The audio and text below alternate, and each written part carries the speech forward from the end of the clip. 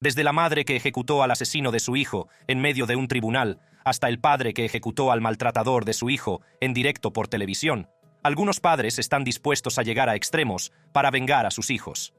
En este vídeo voy a descorrer las cortinas sobre los padres que se vengaron de asesinos de bebés. Marianne Bachmeier. El 5 de mayo de 1980, Anna Bachmeier, de 7 años, discutió con su madre y decidió faltar al colegio. Salió de casa, pero en lugar de ir al colegio, fue a casa de Klaus Grabowski, un carnicero de 35 años que vivía cerca. Anna había estado antes en su casa para jugar con sus gatos, pero Grabowski no era de fiar. Grabowski era un delincuente sexual convicto con un oscuro pasado. Ya había sido condenado por abusos sexuales a 2 niñas. En 1976 se sometió a una castración química, procedimiento que más tarde intentó revertir mediante un tratamiento hormonal. Aquel fatídico día, Grabowski secuestró a Anna y la agredió durante horas antes de estrangularla con un par de medias de su prometida. Después, ató su cuerpo sin vida, lo metió en una caja y lo tiró a la orilla de un canal. Cuando su novia descubrió la verdad, lo denunció inmediatamente a la policía.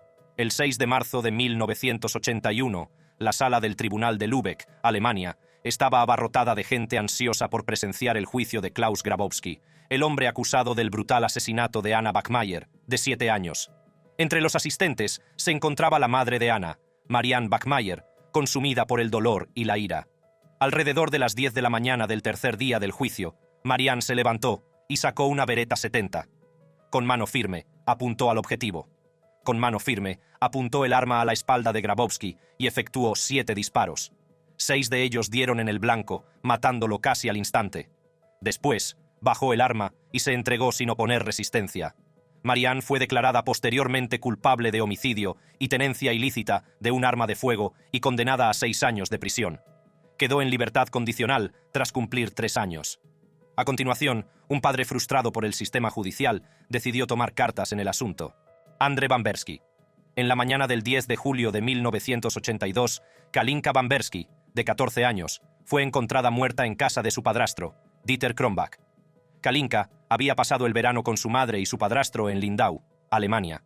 Su padre biológico, Andrzej Bamberski, residía en Francia y siempre había estado muy implicado en su vida. Dieter Krombach, un médico muy respetado, fue interrogado por la policía alemana tras la trágica muerte. Admitió haber inyectado a Kalinka un compuesto que, según él, la ayudaría a broncearse mejor y haberle dado un somnífero, pero afirmó no saber nada de su muerte. A pesar de estos reconocimientos, Krombach solo fue interrogado una vez, y el caso fue rápidamente archivado por los fiscales, que afirmaron que no hubo juego sucio. Sin embargo, Andrzej Bamberski estaba convencido de que su hija había sido violada y asesinada, y de que las autoridades protegían a un poderoso depredador. Decidido a descubrir la verdad, Bamberski inició su propia investigación. Con el paso de los años, salió a la luz más información que implicaba aún más a Krombach. En 1997 fue declarado culpable de drogar y agredir a una paciente de 16 años. A pesar de estas revelaciones, Krombach siguió eludiendo la justicia por la muerte de Kalinka. Las autoridades alemanas seguían sin querer reabrir el caso, y la frustración de Bamberski fue en aumento. Sentía que el sistema judicial le había fallado a él y a su hija. En 2009, tras casi 3 décadas de lucha por la justicia, Bamberski decidió tomar cartas en el asunto. Organizó el secuestro de Dieter Krombach en Alemania y organizó su traslado a Francia. Krombach fue dejado cerca de una comisaría de policía en Francia, donde fue rápidamente detenido. Fue un acto audaz y desesperado de un padre que se negaba a que la muerte de su hija quedara impune. Las acciones de Bamberski condujeron finalmente a la condena de Krombach en 2011, cuando fue sentenciado a 15 años de prisión por el asesinato de Kalinka Bamberski. Bamberski secuestró al asesino de su hija, pero el siguiente padre jugó a otro tipo de juego con la ley. Kashi Kashyap. Kashi Kashyap era un agricultor trabajador de 50 años que vivía con su esposa y su hijo de 14 años, Jitendra. En 2020, Kashi se vio envuelto en una disputa local que fue a más y acabó en asesinato. Tras ser acusado de ser el asesino, Kashi fue detenido y enviado a prisión, dejando atrás a su mujer y a su hijo. La esposa de Kashi, cuyo nombre no se ha revelado, pronto inició una relación secreta con Shatrughan Lalla, un pariente cercano. Un fatídico día de 2021, Jitendra encontró a su madre y a Lalla en una posición comprometida. Temiendo ser descubiertas, la mujer de Kashi y Lalla crearon un siniestro plan para silenciar a Jitendra para siempre. Poco después del incidente, Jitendra desapareció. Su cuerpo sin vida apareció enterrado en una fosa poco profunda, cerca de la orilla de un río. Al principio se pensó que se había ahogado y no se registró ningún caso. La mujer de Kashi y Lala pensaron que se habían librado de su atroz crimen y siguieron con sus vidas, aparentemente indiferentes a la tragedia. Pero el sentimiento de culpa no tardó en aflorar y su relación empezó a resentirse bajo el peso de su secreto.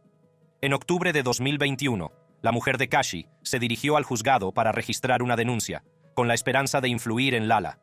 La policía inició una investigación y la verdad empezó a desvelarse.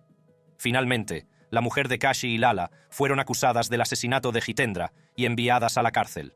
Mientras tanto, Kashi, que seguía en prisión, recibió la devastadora noticia del asesinato de su hijo y se llenó de dolor. En diciembre de 2022, Kashi salió de la cárcel con un objetivo en mente: vengar el brutal asesinato de su hijo, Jitendra. El primer paso de Kashi fue asegurarse de que Shatrughan Lala saliera de la cárcel. Contrató a un abogado y utilizó sus ahorros para conseguir la libertad bajo fianza de Lala. Con Lala fuera de la cárcel, Kashi empezó a seguir todos sus movimientos mientras esperaba el momento perfecto para atacar. La oportunidad llegó por fin, un fatídico viernes por la noche.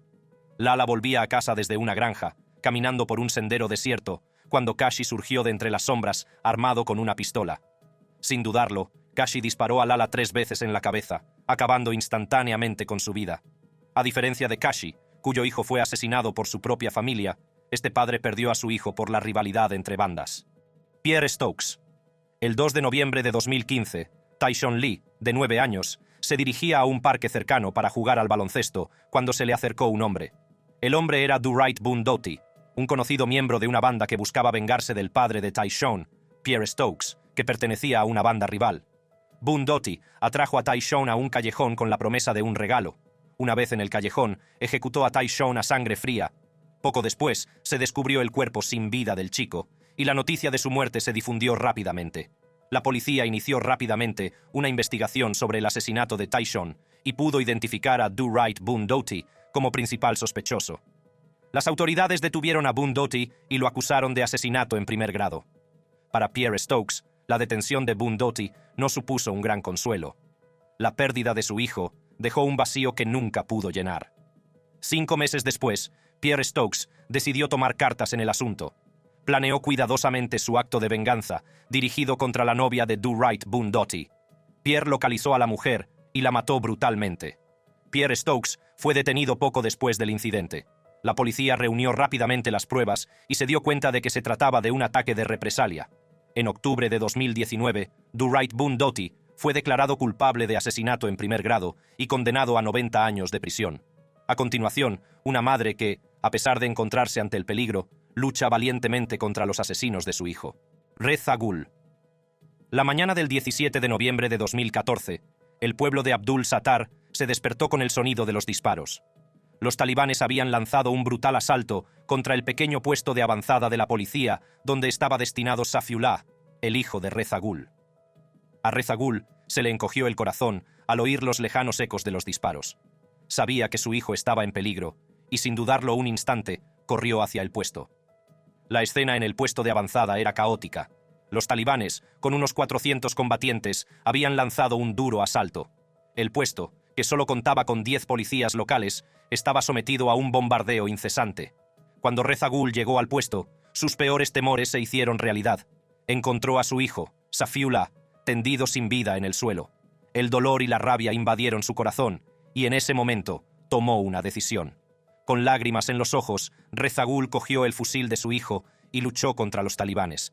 No estaba sola en su lucha. Su marido, su nuera Seema, su hija Fátima y su hijo adolescente se unieron a ella. Le suministraron munición y lucharon a su lado. Fátima preparó balas, mientras que Seema se armó con diversas armas ligeras y pesadas. La batalla se prolongó durante horas, pero al ponerse el sol de aquel fatídico día, los militantes talibanes comenzaron a retirarse. La feroz resistencia opuesta por Reza Gul y su familia se había cobrado un alto precio entre los atacantes. Al menos 25 militantes talibanes murieron y 31 resultaron heridos. La siguiente madre, al igual que Reza, emprendió una valiente tarea para vengar la muerte de su hijo. Miriam Rodríguez. A las 4 de la madrugada del 24 de enero de 2014, Miriam Rodríguez recibió una llamada de su hija mayor, Azalea, quien le informó de que su otra hija, Karen había sido secuestrada. Los secuestradores habían llamado al padre de Karen, exigiendo un enorme rescate. A la mañana siguiente, Miriam y su marido Luis vaciaron su cuenta de ahorros y pidieron un préstamo para reunir el dinero del rescate. Dejaron el dinero en un lugar apartado, siguiendo las instrucciones de los secuestradores. Pero en lugar de liberar a Karen, los secuestradores exigieron más dinero. Miriam y Luis se quedaron sin fondos, pero consiguieron pagar más dinero y los secuestradores se negaron a liberar a Karen. Después de varias semanas, Miriam se dio cuenta de que su hija nunca volvería a casa y decidió tomar cartas en el asunto. Se embarcó en una misión para localizar a todos y cada uno de los secuestradores de Karen. Una mañana de domingo de marzo de 2016, Miriam se encontraba en el puente internacional de Matamoros, donde esperaba a un hombre conocido únicamente como el florista. Era uno de los 11 hombres involucrados en el secuestro de Karen. En cuanto vio a el florista cerca de unos vendedores ambulantes, sacó su pistola, le agarró de la camisa y le clavó una pistola del 38 en la espalda. Miriam mantuvo a el florista a punta de pistola hasta que llegó la policía y lo detuvo. En 2016, Miriam había conseguido localizar a los 11 secuestradores de Karen. 4 estaban en prisión a la espera de juicio, mientras que 6 habían muerto en una redada de marines mexicanos. Por desgracia, su éxito la convirtió en objetivo del cártel de los Zetas. La noche del 10 de mayo de 2017, luchaba por salir de su coche cuando 2 hombres la atacaron. Dispararon 13 tiros contra Miriam, alcanzándola 8 veces. La llevaron al hospital, donde murió horas después. A continuación, una madre que trabajó con otras mujeres para librar a su comunidad de un mal residente. Anjanabai Borkar. Anjanabai Borkar es una de las 5 valientes mujeres que se enfrentaron a la ley por asesinar a un hombre que había aterrorizado a su comunidad durante años. El hombre, Aku Yadav, comenzó su carrera delictiva con pequeños hurtos y matonismo de poca monta. A principios de la década de 1990, Aku se había establecido como un gángster formidable, al frente de una banda de delincuentes. Durante los 13 años siguientes, Aku Yadav y su banda aterrorizaron a los residentes de Kasturba Nagar. Sus crímenes fueron numerosos y espeluznantes: violaciones, asesinatos, allanamientos de morada, extorsiones y agresiones. Su arma más terrorífica era la violación. Según los residentes, Aku habría violado a más de 40 mujeres, siendo su víctima más joven una niña de solo 10 años. La brutalidad de Aku no tenía límites.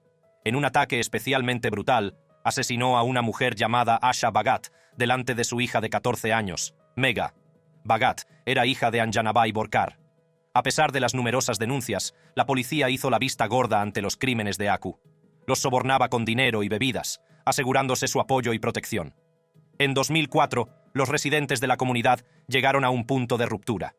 El punto de inflexión de la comunidad se produjo cuando Aku intentó irrumpir en la casa de Usha Narayane, que se resistió valientemente. La gente, alimentada por años de ira y frustración contenidas, decidió que era hora de actuar. El 6 de agosto de 2004, una gran multitud se reunió y marchó hacia la casa de Aku y le prendió fuego. La policía detuvo a Aku al día siguiente para su propia protección. Estaba prevista una vista para el 13 de agosto, pero la gente estaba decidida a no dejarle en libertad.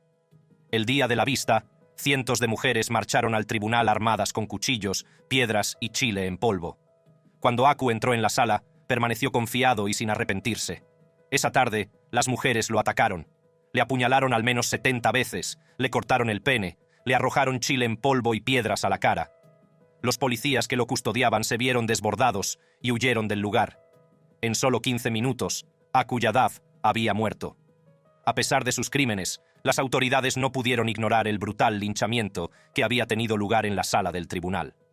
5 mujeres, entre ellas Anjanabai Borkar, fueron detenidas por el asesinato, pero más tarde quedaron en libertad. El siguiente padre llegó hasta las últimas consecuencias para rescatar a su hija. Un padre tejano. Era una típica mañana de verano en un rancho familiar cerca de Shiner, Texas. El padre, un hombre de 23 años, conocido por su carácter despreocupado y su dedicación a la familia, estaba haciendo sus cosas mientras su hija de 5 años jugaba cerca. Jesús Mora Flores, un peón de 47 años, había sido contratado por la familia para ayudar con los caballos. Se le consideraba un trabajador de confianza, pero el 9 de junio de 2012, su verdadera naturaleza se revelaría de la forma más espeluznante. Mientras el padre realizaba sus tareas cotidianas, Un testigo alarmado le dijo que había visto a Flores llevando a la fuerza a la joven a una zona apartada cerca del establo. Cuando el padre llegó a la zona apartada, se encontró con un espectáculo que le perseguiría para siempre. Flores estaba agrediendo a su hija de 5 años. Sin dudarlo, apartó a Flores de su hija y empezó a golpearla con los puños. En un arrebato de ira incontrolable, el padre le propinó varios golpes en la cabeza y el cuello. Mientras Flores yacía sin vida en el suelo, el padre se dio cuenta de la gravedad de sus actos y llamó a los servicios de emergencia. Cuando llegaron las autoridades, Flores estaba muerta. La niña fue llevada a un hospital y examinada, y las pruebas forenses corroboraron la historia del padre. A pesar de las abrumadoras pruebas de la agresión a su hija, el asesinato se investigó como homicidio. Sin embargo, el padre nunca fue detenido. Tras un cuidadoso examen, un gran jurado se negó a acusar al padre, concluyendo que estaba autorizado a utilizar la fuerza letal para proteger a su hija. A continuación, un padre que abandonó su vida y se convirtió en detective para dar caza a los asesinos de su hija. Eduardo Gallo. En julio de 2000, Eduardo Gallo, consultor de éxito, vio su mundo destrozado cuando su hija Paola, de 25 años, fue secuestrada en su casa de fin de semana. Paola estaba con unos amigos cuando una banda de despiadados secuestradores irrumpió en el domicilio familiar. Aterrorizaron al grupo durante 2 horas, robaron joyas y ropa antes de secuestrar a Paola y huir en 2 coches que habían robado. Poco después del secuestro, la banda se puso en contacto con Eduardo, exigiendo un cuantioso rescate por la devolución de Paola. Desesperado por salvar a su hija, Eduardo reunió $18.500 y valiosas joyas, siguió cuidadosamente las instrucciones de la banda y pagó el rescate. Las esperanzas de Eduardo de reunirse con su hija se vieron cruelmente truncadas cuando una semana después descubrieron el cuerpo sin vida de Paola. Le habían disparado brutalmente en la espalda y el cuello. Decidido a no dejar que el asesinato de Paola se convirtiera en otro caso olvidado, Eduardo cerró su empresa de consultoría y se transformó en un detective novato, jurando seguir la pista del asesino de su hija. Durante el año siguiente, Eduardo siguió pistas físicas en las calles y analizó registros telefónicos. El descubrimiento se produjo cuando consiguió rastrear las llamadas realizadas desde un teléfono móvil a un teléfono público de Tultitlán, a unos 15 kilómetros al norte de Ciudad de México. Explicó su hallazgo a la policía de Morelos, que montó una trampa. Un fatídico domingo, Eduardo se unió a la policía en una operación de vigilancia. Desde un puesto de vigilancia, vio cómo la policía capturaba a Francisco Zamora Arellano, de 28 años, el presunto pistolero. Al día siguiente, Zamora confesó haber disparado a Paola. La búsqueda de justicia de Eduardo había dado sus frutos. A continuación, un padre que lo arriesgó todo y asesinó a su víctima en directo por televisión. Gary Plauche. Gary y June Plauche eran padres entregados a sus hijos, incluido su hijo de 11 años, Jody. Como muchos padres, buscaban actividades para mantener a sus hijos ocupados y activos. A Jody le apasionaba el karate, y fue gracias a este interés que conoció a un hombre llamado Jeff Doucette. Jeff Doucette era un instructor de karate de 25 años, carismático y simpático. Los padres de sus alumnos confiaban en él y no tenían motivos para ser precavidos a su alrededor. El 19 de febrero de 1984, Doucette se ofreció a llevar a Jody a dar un corto paseo en coche de 15 minutos. Era habitual que Doucette pasara tiempo con sus alumnos fuera de clase, y Gary y June no vieron motivos para preocuparse. Sin embargo, cuando los minutos se convirtieron en horas y Jody no regresaba a casa, su preocupación se convirtió en pánico y se pusieron en contacto con la policía, denunciaron la desaparición de Jody y facilitaron toda la información que tenían sobre Doucette. El gran avance se produjo cuando Jeff Doucette, quizás sintiendo un momento de culpa o miedo, permitió que Jody hiciera una llamada telefónica a sus padres. La policía pudo rastrearla hasta un motel de Anaheim, California, donde Doucette había agredido a Jody varias veces. La policía detuvo inmediatamente a Doucette y rescató a Jody. El niño fue trasladado en avión de vuelta a Baton Rouge, donde se reunió con su familia, mientras Jeff Doucette era extraditado de vuelta a Luisiana para enfrentarse a los cargos por sus atroces crímenes. El frenesí mediático en torno al caso fue intenso, y se instalaron cámaras en el aeropuerto de Baton Rouge para captar la llegada de Doucette. Sin que el público lo supiera, Gary Plauche había planeado una venganza contra Doucette. El 16 de marzo de 1984, Gary Plauche llegó al aeropuerto con un revólver del 38 escondido en el maletero. Mientras Doucette era escoltado por el aeropuerto, rodeado por las fuerzas del orden, las cámaras de los noticiarios estaban rodando, captándolo todo en directo por televisión. De repente, Gary sacó el revólver y disparó una sola bala de punta hueca en el cerebro de Doucette, matándolo. Por el asesinato de Doucette, Gary fue condenado a 7 años en suspenso, 5 años de libertad condicional y 300 horas de servicios comunitarios. El siguiente padre esperó años para vengarse. Jay Maynor. Jay y su hija, Julia Maynor, compartían un vínculo que era la envidia de muchos, pero bajo la superficie acechaba un secreto oscuro y siniestro. Raymond Earl Brooks, un hombre que antaño fue un miembro de confianza de la familia, llevaba años abusando sexualmente de Julia. Brooks no era un hombre cualquiera, era el abuelo adoptivo de Julia. Los abusos comenzaron cuando Julia era solo una niña y continuaron durante años. En 2002, la horrible verdad salió a la luz.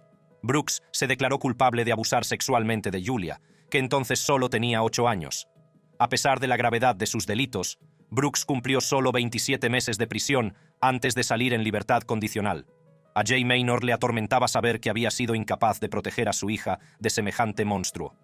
En junio de 2014, años después de los incidentes, una discusión con Julia sobre Brooks reavivó la rabia dentro de Jay.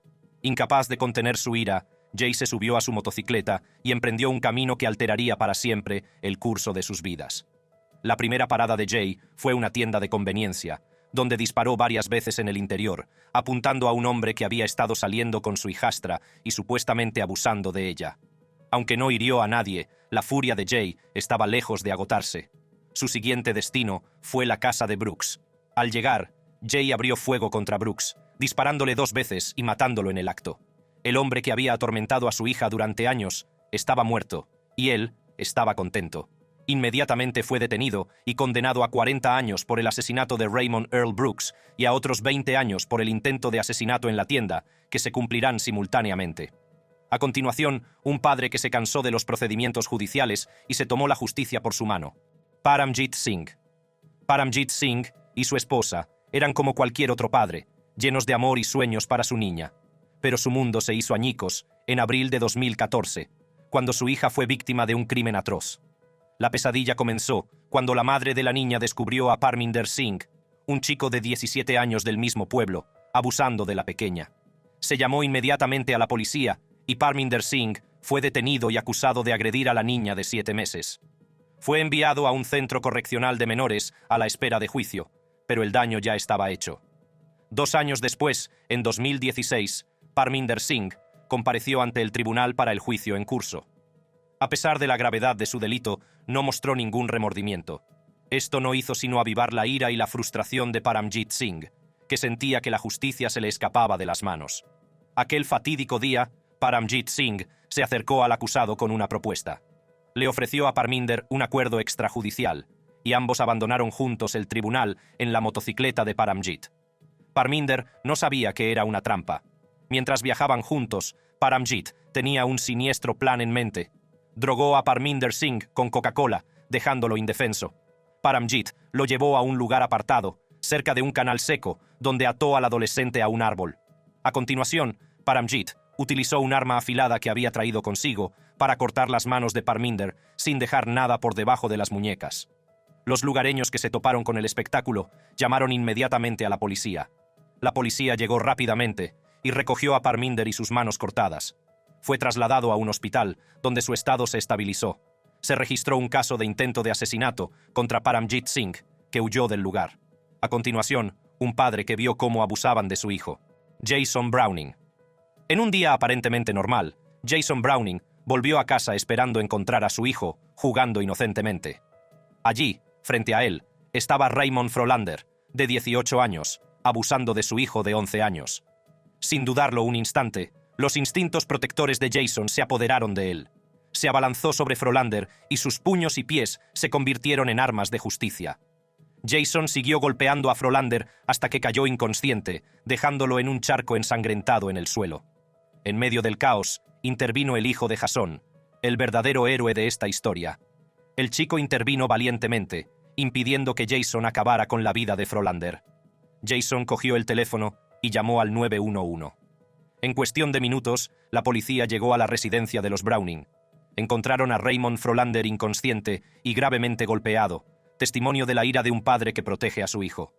El jefe de policía de Daytona Beach, Mike Chitwood, se dirigió más tarde a los medios de comunicación y declaró que Jason Browning no se enfrentaría a ningún cargo por sus actos. Jason Browning había sufrido sus propios traumas infantiles y estaba decidido a proporcionar a su hijo un entorno seguro y afectuoso. Frolander era un vecino que se había convertido en una cara familiar en el hogar de Browning antes del incidente. Era casi como de la familia. A menudo pasaba tiempo con el hijo de Jason, jugando a videojuegos y pasando el rato. Jason no tenía motivos para sospechar que Frolander albergara intenciones siniestras, pero esto era una prueba de que no se puede confiar plenamente en nadie. A continuación, un padre que tomó cartas en el asunto porque no podía aceptar la sentencia dictada contra el agresor de su hija. Kenneth Faulkner. Kenneth y Keota Faulkner eran unos padres orgullosos que criaban a sus hijas con amor y cariño. Sin embargo, su mundo se vino abajo cuando descubrieron que un pariente de confianza, Thomas Fred Williams, había estado solicitando a sus hijas. Tras esta revelación, Thomas Fred Williams, un pariente de 67 años, fue acusado de 2 cargos de captación de menores. El proceso judicial fue rápido y Williams se declaró culpable de los cargos. El tribunal le condenó a 3 años de libertad condicional y quedó en libertad bajo fianza de $2,000. Faulkner, que había esperado 8 meses a que se hiciera justicia, no estaba contento con la sentencia. La familia Faulkner, junto con la abuela de Keota, Roberta Dobbins, salieron a la calle para protestar por la puesta en libertad de Williams. Durante más de 5 horas, permanecieron en el exterior del tribunal exigiendo justicia. Faulkner perdió el control cuando vio a Williams caminando por West 7th Street. Williams le guiñó un ojo, y eso fue la gota que colmó el vaso. El padre agraviado decidió enfrentarse a Williams en su casa. En cuanto Williams abrió la puerta, Faulkner empezó a darle puñetazos en la cara antes de tirarlo por las escaleras. Faulkner golpeó a Williams 10 o más veces durante el ataque. Tras la agresión, Williams fue trasladado a urgencias y el padre de 2 hijos fue detenido. Fue puesto en libertad al día siguiente bajo fianza de $6,000. El vínculo entre un padre y su hijo es uno de los más fuertes que existen, y el dolor de perder a un hijo nunca puede medirse. Por eso algunos padres llegan a extremos para vengarse. Vea cualquiera de nuestros otros vídeos haciendo clic en las tarjetas de su pantalla.